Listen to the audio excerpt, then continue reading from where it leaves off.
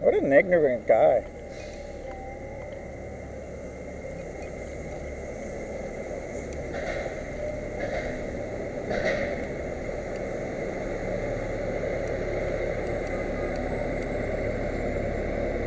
Why did you walk away and make me chase after you? Because I was trying to get that other bus too. I also had to be okay. If we can go a little bit further over because it's really noisy here. Let me know when I'll back up. She kept saying number 10. Couldn't even see what she was talking about. Did you say you just want the body and turn down the back?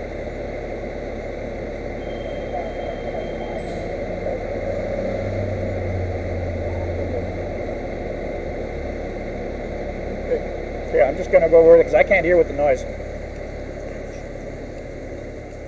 Okay, this is good. So, I go through this constantly, getting stranded all over the city because of the problems with Metro Transit having buses that aren't safe for wheelchairs. But anyway, look, at Akeley and Windmill Road, when you're waiting at that bus stop on Akeley, it's a wheelchair bus stop with a blue sticker. It doesn't have a concrete slab. And the grass there is sloped and it's all uneven. I went through a nightmare and I risked my life trying to get on that bus because people were helping me. I'm trying to back up onto the slope like this, and I said, yeah, that's really, really dangerous. Is that run by the old port? Right at the corner, right by the main intersect, right by the set of lights. Yeah. So it was a really, really dangerous thing to go that I just went through, and I finally got on the bus after they moved it several times, and there's holes in the grass there, and I almost flipped my wheelchair over. But anyway, I finally get on the bus, and then I find out she's making a right turn. So I said, oh no, I'm going the other way. It's the only bus that makes a right turn. So I get off the bus, and I have to go through the same nightmare having to deal with all this loose grass and mud and everything, and the guy came out of the bus again to help to hold my chair because the chair was going to flip over. You were heading up Bedford way? I was heading up here. That's the only bus that makes a right turn. And so you actually on Akeley, you must have been on Akeley then, not Akeley, right on Akeley. You're on Akeley, so it's not the one that's on the not on the side. It's not on the one on Windmill, the one that's right on Akeley, yeah. Okay. So when I realized how difficult it was going to be to get on a bus, I told the driver, I'm going to go all the way down the street, way down the main road to where there's a big concrete slab. So I went over there. So I'm delayed already now by 45 minutes, and I get over there, and the bus pulls up, brand new one, doesn't have any tie downs. Can't secure my wheelchair, so I can't travel on those buses. While he's talking to me, another bus that I could have taken drives by. So I realized, okay, here I go now. I'm going to have. So it took me like an hour and a half to get here from Akeley, and because of the problems with the buses. So, you know, I don't have a hate on for Metro Transit, but I'll tell you, I'm well known amongst Metro Transit because I've been to the meetings, I've written reports, I've done all the work I can to make things better.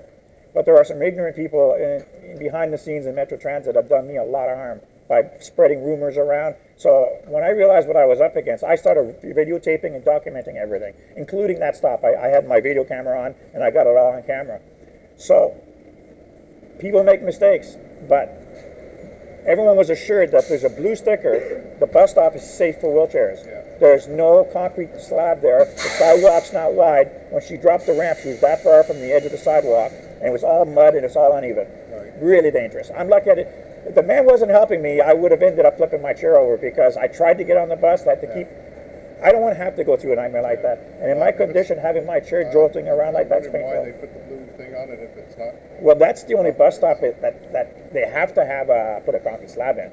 They have to because there's no other way. They should put the slab in first before they put the blue. They never put the slab in ever. That's what I'm saying. There's a bus shelter there.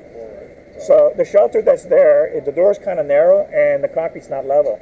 But I have a chair that has suspension, so I was able to get in. So I back in, and the driver didn't realize what I was doing. She could have dropped the ramp right in front of the shelter.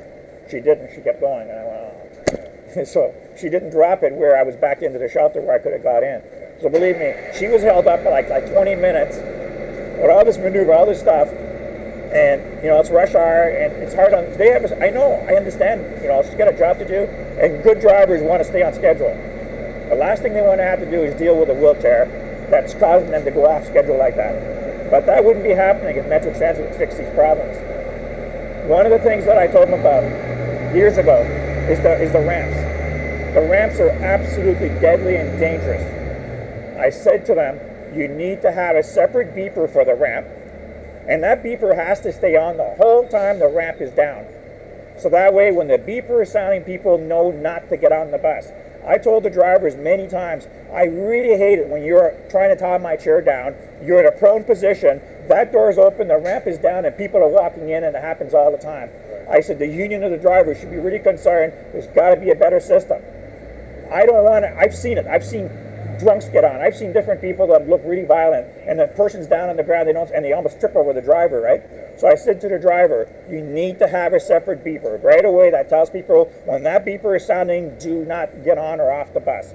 That would really, the other thing it would do is that a lot of times I've seen this happen where the bus is not kneeling, the ramp is coming down, and people keep walking on the bus because they think it's kneeling, and they walk into the ramp. I've seen people that are walking by on the sidewalk, which is full of people, squeezing between them and the bus, and the ramp comes down in their face because they think it's the bus kneeling.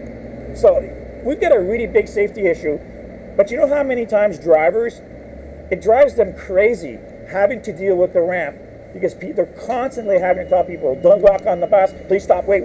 They're doing that all these delays, okay, what they do is they put burden on the disabled people because the people on the bus are being burdened and inconvenienced by the delays, and I take the brunt of that. You guys don't realize that the public gets really pissed off when they want to go somewhere and the bolt on the floor doesn't work because it's bent, and that happens all the time. They're always fighting with it, and they can't get it in, or they can't, like I've seen one guy spend 25 minutes trying to hook that on one bus. It happened once, right? But usually it's 5 to 10 minutes. When I wrote the reports for Metro Transit years ago, I told them if you inspected that equipment and made sure it worked properly, and if you had the beeper on the right beepers on the ramp and you had better, I wrote the whole report for them. What they've been doing to me over the years, I wrote reports with the Disabilities Commission, I wrote all kinds, I've been very involved, and they treated me like garbage. They ignored my reports, never did anything, and they never made transit safer.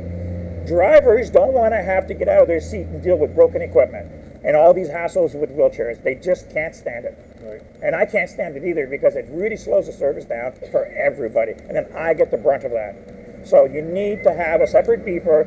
You have to make sure that when that beeper is sounding, you could even have a voice one, okay? That says, please do not load, like an electronic sounding voice that talks to the people while the ramp is down. As long as that ramp is down, no one should, that way there, when the driver's down on the ground and they're in a vulnerable position, they know that if someone's walking on and they're not supposed to, they know to turn around and pay attention. Because I saw one driver when he was a lady, and that happens to a lot of the ladies. I've seen guys come on, and I can't defend myself, and I can't do anything, and my chair's tied down. Like, I'm just in a dangerous position as a driver is. I don't want to see drivers getting hurt. And I've seen 4, 5, 6 times when people got on, they like really scare people, like people that are really in bad condition. And I told the driver, when you're in your seat, you're safe. You've got buttons, you've got alarms, you've got all kinds of things. When you're out of that seat, you're no longer safe. You've got to have a better system to protect the drivers. That's one of the reasons why the drivers don't want to get out.